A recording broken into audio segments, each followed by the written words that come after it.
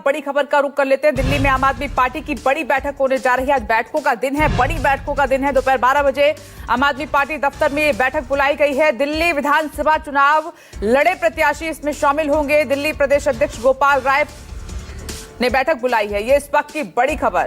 हार के बाद लगातार मंथन किया जा रहा है आम आदमी पार्टी में। और अगली बड़ी खबर का रुख कर लेते हैं। बिहार कैबिनेट विस्तार पर तेजस्वी का हमला। नीतीश मंत्रिमंडल का ये आखिरी विस्तार बता रहे हैं तेजस्वी यादव। 2025 में बिहार से एनडीए खत्म होगी। तेजस्वी ने नीतीश सरकार को खटारा गाड़ी तक बोल दिया है। चुनाव आयोग चीयरलीडर की तरह काम कर रहा है। चुनाव आयोग भी लगातार निशाने पर है। माननीय मुख्यमंत्री जी का अंतिम ही जो है मंत्रिमंडल विस्तार रहेगा। अब इनके बाद तो एनडीए की सरकार जाने वाली है। 2025 में एकदम एनडीए खत्म होने वाली है। बिहार की जनता ऊब चुकी है। 20 सालों से डबल इंजन की सरकार है और माननीय मुख्यमंत्री जी अब लायक योग्य नहीं रह गए हैं मुख्यमंत्री के पद पर, बिहार चलाने लायक। जिस हिसाब से उनकी क्रेडिबिलिटी है गिरती जा रही है, छवि खराब होती जा रही है। अब बिहार की जनता जो है खटारा गाड़ी नहीं चलाना चाहती है।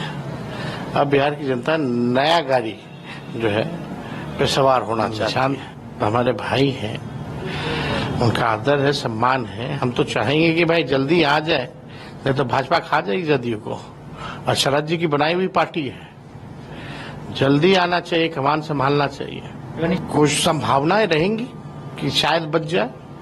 वो तो निशांत कैसा काम करेंगे पार्टी के लिए वो होगा।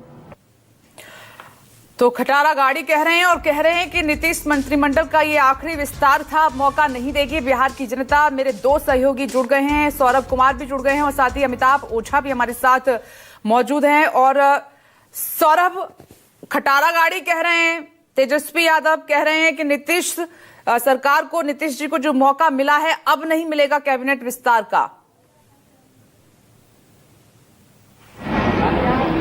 जी बिल्कुल, तेजस्वी यादव ने जो बयान दिया है उससे यह साफ हो चुका है कि विधान सभा का जो बजट सत्र है उसमें विपक्ष का एजेंडा क्या होगा। उन्होंने साफ तौर पर बता दिया है कि हमारे निशान पर हमारे सामने और निशाने पर केवल और केवल मुख्यमंत्री नीतीश कुमार ही होंगे। उन्होंने यह भी कहा कि निशांत कुमार जो मुख्यमंत्री के बेटे हैं उनको जरूर पॉलिटिक्स में आनी चाहिए, क्योंकि अगर वो सही समय पर नहीं आए तो उनकी पार्टी जदयू जो है उसको बीजेपी खत्म कर देगी। जिस तरीके से लगातार जो हमलावर है तेजस्वी यादव, कल जिस तरीके से मंत्रिमंडल का विस्तार हुआ तो उनका कहना है कि मंत्रिमंडल के विस्तार में भी नीतीश कुमार की एक नहीं चली, बल्कि इसके पहले अगर एनडीए सरकार में देखें तो हर वो मंत्री जो बीजेपी के तरफ से भी बनता था तो उसका जो फैसला है वह मुख्यमंत्री नीतीश कुमार ही लेते थे। लेकिन इस बार ऐसा नहीं हुआ।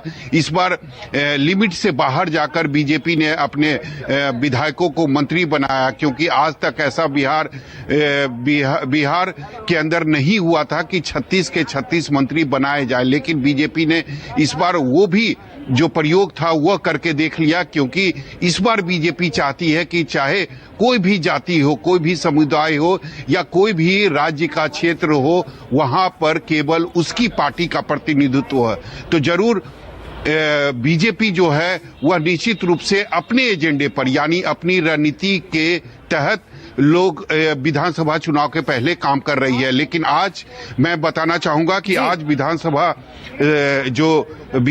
का जो सत्र है, बजट सत्र है, उसका पहला दिन है और वाम दलों का जो हंगामा था वो निश्चित रूप से आज पहले दिन दिखाई पड़ा।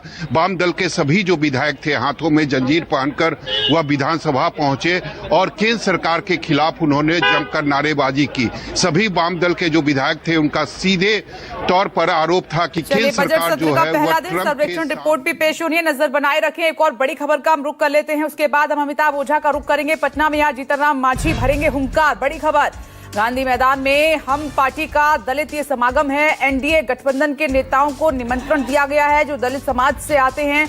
अब यहां से क्या मैसेज देने की कोशिश कर रहे हैं जीतनराम मांझी, बता रहे हैं अमिताभ ओझा। अमिताभ, तमाम दलित नेताओं को एकत्रित कर रहे हैं जीतनराम मांझी, इस दलित समागम से क्या मैसेज दिया जाएगा?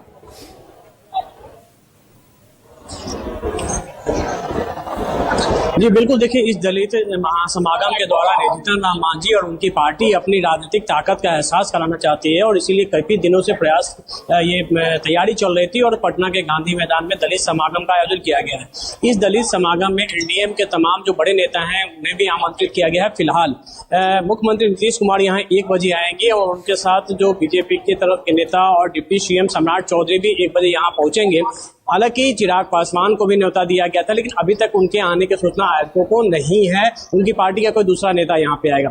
लेकिन देखिए काफी महत्वपूर्ण हो जाता है क्योंकि जिस तरीके से हाल के दिनों में जीतन राम मांझी लगातार अपनी जो है एहसास करा रहे थे, 20 सीटों की मांग कर रहे थे, कई सभाओं में वो लगातार बोल रहे थे। हालांकि वो बाद में तुरंत अपने बयान से पलट जाते हैं, लेकिन कहीं ना कहीं इस रैली इस दलित समागम के माध्यम से एक मैसेज देने की कोशिश करने की कोशिश करेंगे। क्योंकि इससे पहले देखिए एनडीए के तमाम बड़े नेताओं का जो अध्यक्षों का जो अलग अलग जिला में जो कार्यक्रम हुआ था उसमें भी हम पार्टी के नेता वहां मौजूद रहते थे और उसके बाद बिहार के लगभग अभी तक 24 जिलों में ये कार्यक्रम हो चुका है और उसके बाद ये दलित समागम हम की तरफ से हिंदुस्तानी अवाम मोर्चा की तरफ से की जा रही है। और आज जब इस कार्यक्रम ये जो रैली होगी निश्चित तौर पर इसके माध्यम से जीतन राम मांझी और उनकी पार्टी अपनी जो राजनीतिक ताकत है वो दिखाएगी किस तरीके से। हालांकि एनडीए के तमाम बड़े नेता वहां पर पहुंच रहे हैं। अमिताभ ओझा बता रहे हैं, धन्यवाद आपका। आगे बढ़ रहे हैं एक और बड़ी खबर का रुख करते हुए, संभल जामा मस्जिद पर हाईकोर्ट का फैसला आया है। ये बड़ी खबर एक और, मस्जिद की अभी